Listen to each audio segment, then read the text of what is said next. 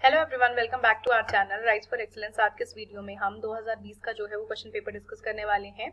अभी तक हमने जो है 2020 से पहले के जो क्वेश्चन पेपर हैं वो सारे यहाँ पे डिस्कस कर लिए हैं। आप प्लेलिस्ट में जाके चेक कर सकते हैं।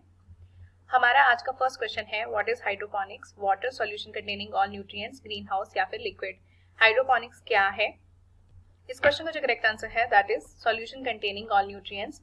हाइड्रोपोनिक्स जो है बेसिकली आपको ये पता होना चाहिए कि सॉइललेस टेक्निक है, यानी कि सॉइल के बिना जो है प्लांट्स को यहाँ पे ग्रो किया जाता है और प्लांट्स को जिस वाटर में ग्रो किया जाता है उसमें वो सारे न्यूट्रिएंट्स जो है वो डाल दिए जाते हैं जो प्लांट्स को ग्रो करने के लिए एसेंशियल होते हैं। तो इस टेक्निक को जो है वो आप हाइड्रोपोनिक्स टेक्निक बोलते हैं और ये आजकल काफी फेमस है और इस पे आपको जो है क्वेश्चन पहले भी आया है।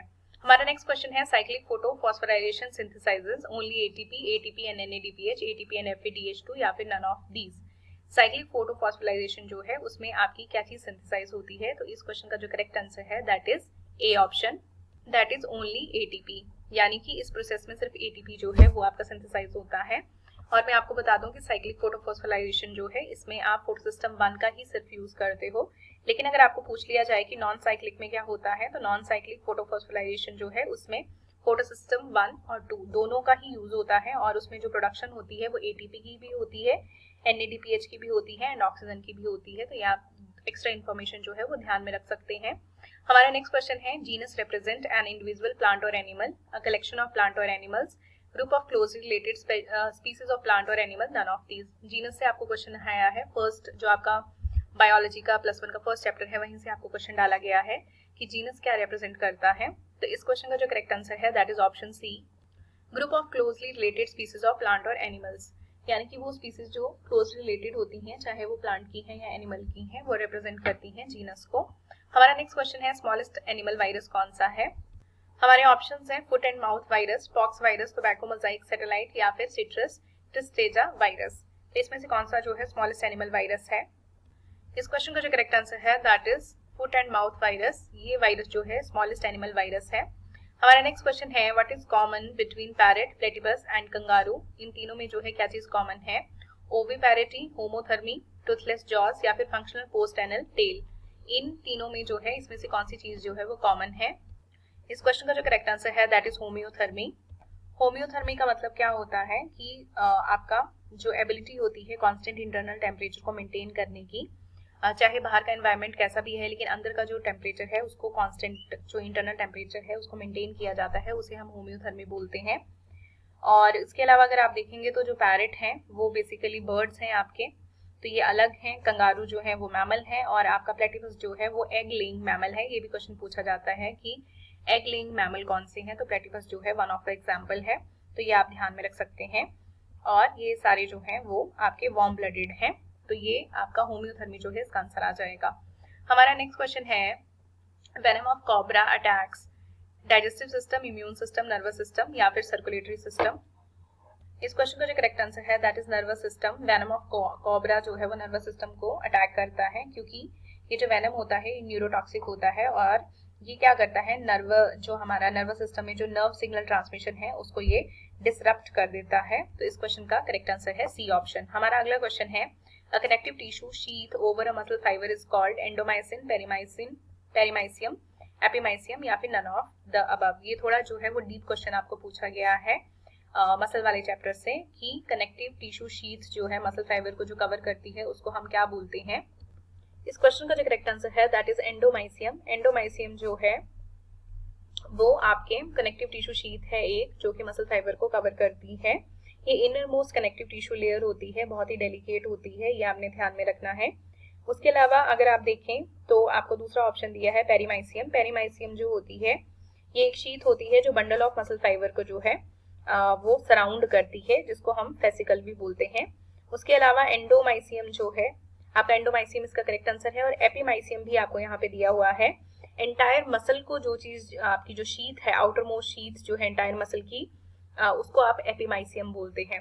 तो एक बार फिर से मैं आपको बता दूं कि एपीमाइसियम जो है वो पूरी मसल को जो सराउंड करती है शीथ उसको एपीमाइसियम बोलते हैं। एंडोमाइसियम जो है वो इनर मोस्ट शीथ है जो कि हर एक मसल फाइबर को जो है वो कवर करती है और पेरीमाइसियम जो होती है वो आपकी शीथ जो है वो बंडल ऑफ मसल फाइबर जो है उसको जो है वो कवर करती है। हमारा अगला क्वेश्चन है फॉरेस्ट ऑफ नेफ्रीडिया किसको बोलते हैं। ये क्वेश्चन आपको अर्थवॉर्म से आया है।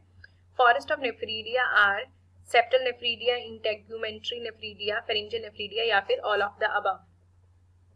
इस क्वेश्चन का जो करेक्ट आंसर है दैट इज इंटेगुमेंट्री नेफ्रीडिया।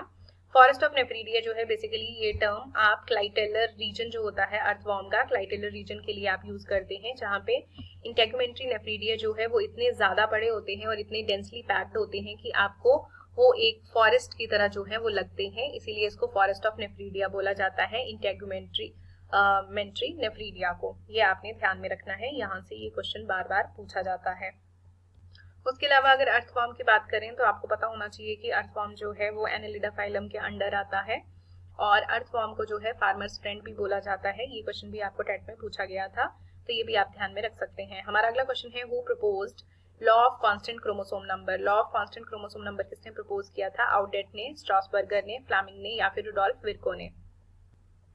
इस क्वेश्चन का जो आंसर की में आंसर दिया है दैट इज स्ट्रासबर्गर। लेकिन अगर आप इसको ऑनलाइन चेक करेंगे या फिर आप वैसे भी देखेंगे तो इसमें जो है इसका जो ये चारों ऑप्शन है इसमें से कोई भी इसका आंसर जो है वहां पे शो नहीं हो रहा है, बल्कि इसका आंसर जो है दैट इज सूतन एंड बोवेरी। उन्होंने जो है एज अ जब उन्होंने क्रोमोसोमल थ्योरी ऑफ इनहेरिटेंस जो है जब दी थी उस टाइम पे उन्होंने जो है ये लॉ जो है वो साथ में दिया था, प्रपोज किया था। तो इस क्वेश्चन में जो है मुझे डाउट है, इसलिए आंसर की के हिसाब से इसका आंसर जो है वो बी है। लेकिन अगर आप देखेंगे तो ऐसा कोई नाम नहीं है जिसने साइंटिस्ट का स्ट्रासबर्गर करके जिन्होंने law of constant chromosome number दिया है, तो ये आप थोड़ा सा चेक कर सकते हैं। हमारा नेक्स्ट क्वेश्चन है what is formula of chlorophyll A. Chlorophyll A का क्या फॉर्मूला है?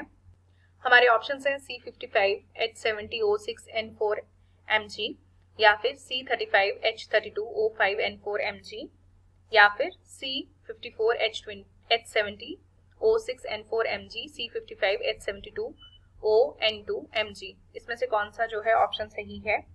तो आपका इसमें जो है इस क्वेश्चन का जो करेक्ट आंसर है दैट इज डी ऑप्शन। यहाँ पे C55H72O5 है, यहाँ पे N4 mg। यहाँ पे थोड़ा सा क्लियर नहीं है पर मैं आपको दोबारा रिपीट कर दूं, C55H72O5 N4 mg जो है वो क्लोरोफिल ए का फॉर्मूला है। और अगर आपको क्लोरोफिल बी का फॉर्मूला पूछा जाए तो आपका जो फर्स्ट ऑप्शन है दैट इज क्लोरोफिल बी का फॉर्मूला C55H70O6N4 mg। उसके अलावा आपको जो टेट में और क्वेश्चन पूछे गए हैं या टीजीटी में भी ये क्वेश्चन पूछे गए हैं, जैसे कि क्लोरोफिल जो होता है अगर आप उसका स्ट्रक्चर देखें तो उसमें कौन सा मेटल प्रेजेंट होता है, तो दैट इज मैग्नीशियम। ये क्वेश्चन भी आपको रिपीटेडली पूछा गया है। एंड क्लोरोफिल का जो है वो फंक्शन क्या होता है, तो सनलाइट को एब्जॉर्ब करना जो है उसका फंक्शन है। उसके अलावा क्लोरोफिल ए जो है इसको यूनिवर्सल पिगमेंट भी बोला जाता है, क्योंकि क्लोरोफिल ए जो है वो आपको हर एक फोटोसिंथेटिक प्लांट है या ऑर्गेनिज्म है उसमें आपको क्लोरोफिल ए जो है वो मिलेगा ही मिलेगा। बाकी पिगमेंट्स जो होते हैं जैसे क्लोरोफिल बी है या सी है या डी है या और जो पिगमेंट्स हैं वो किसी में हो भी सकते हैं, किसी में एब्सेंट होते हैं, लेकिन क्लोरोफिल ए जो है वो आपको हर जगह मिलता है, इसीलिए इसको यूनिवर्सल पिगमेंट भी बोला जाता है। हमारा नेक्स्ट क्वेश्चन है स्ट्रॉन्गेस्ट अमाइलेज कौन सी है? Salivary amylase, gastric amylase, intestinal amylase या फिर पेनक्रियाटिक अमाइलेज। इसमें से कौन सी जो है वो आपकी सबसे स्ट्रॉन्गेस्ट है? इस क्वेश्चन का जो करेक्ट आंसर है that is D option, pancreatic amylase. हमारा अगला क्वेश्चन है कि डेक्स्ट्रोकार्डिया जो है उसका मतलब क्या होता है? हमारे ऑप्शन है heart present on right side of man, enlargement of heart, inadequate blood flow to a part of heart या फिर इन्फ्लेमेशन ऑफ पेरिकार्डियम। डेक्स्ट्रोकार्डिया जो है या तो आपका जो हार्ट है वो राइट साइड पे है तब हम इस टर्म को यूज करते हैं, या फिर हार्ट एनलार्जमेंट के लिए, या फिर आपका जो ब्लड फ्लो है वो किसी पार्ट जो हार्ट का कोई पार्ट है उसमें अच्छे से नहीं जा रहा है तब हम ये टर्म यूज करते हैं, या फिर पेरिकार्डियम जो आपकी कवरिंग होती है हार्ट की उसमें इन्फ्लेमेशन आ जाती है तब हम उसको यूज करते हैं।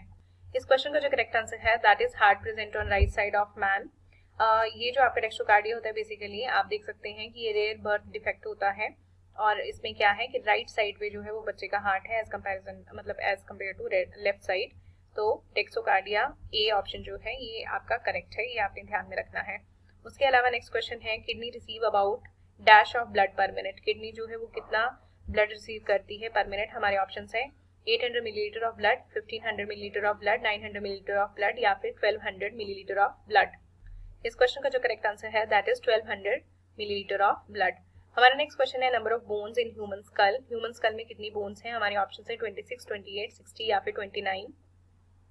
इस क्वेश्चन का जो करेक्ट आंसर है दैट इज 29। ह्यूमन स्कल में जो है नंबर ऑफ बोन्स आप देखेंगे 29 है, जिसमें से अगर आप उनको क्लासीफाई कर दें तो आपकी जो है 8 क्रेनियल बोन्स होती हैं, फेस में जो है वो आपकी 14 होती हैं, 14 फेशियल बोन्स।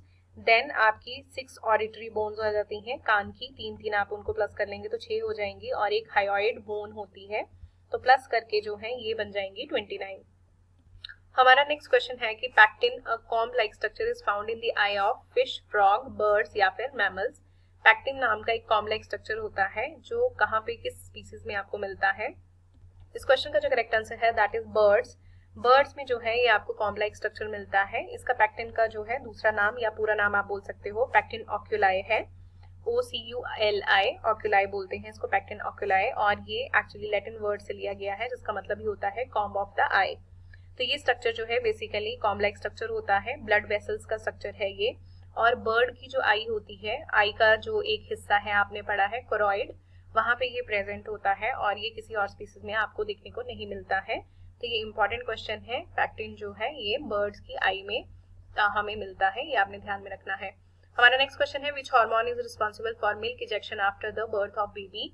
ये आपको एंडोक्राइन से जो है क्वेश्चन आया है कि मिल्क इजेक्शन में जो है वो कौन सा हार्मोन हेल्प करता है, प्रोजेस्टेरॉन, प्रोलैक्टिन, ऑक्सीटोसिन या फिर एस्ट्रोजन।